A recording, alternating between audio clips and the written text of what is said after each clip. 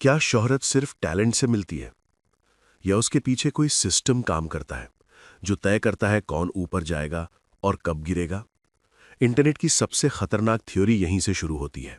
Bruno Mars की अचानक मिली सफलता को कुछ लोगों ने नेचुरल ग्रोथ नहीं माना। उन्होंने कहा, कोई इतना जल्दी इतना बड़ा नहीं बनता बिना किसी सपोर्ट सिस्टम के। फिर सामने आया एक शब्द, इंडस्ट्री कंट्रोल। कुछ यूट्यूब चैनलों ने दावा किया कि बड़े आर्टिस्ट्स को एक इमेज दी जाती है। उनका हर इंटरव्यू, हर पब्लिक मूवमेंट, हर स्टेज मोमेंट स्क्रिप्टेड होता है। अगर वो नियमों से बाहर जाते हैं तो उन्हें रिमाइंड किया जाता है। किसी ने पुराने इंटरव्यू का एक क्लिप दिखाया जहां ब्रूनो एक सवाल पर हल्का सा मुस्कुराया और तुरंत अपना जवाब बदल दिया।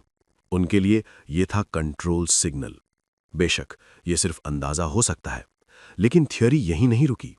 कुछ फैंस ने दावा किया कि 2016 के बाद उसकी पर्सनैलिटी में सटल बदलाव आया। कम पब्लिक अपीयरेंस, कम इंटरव्यू, ज्यादा फोकस्ड इमेज। क्या ये मैच्योरिटी थी या मैनेजमेंट स्ट्रैटेजी या फिर दबाव?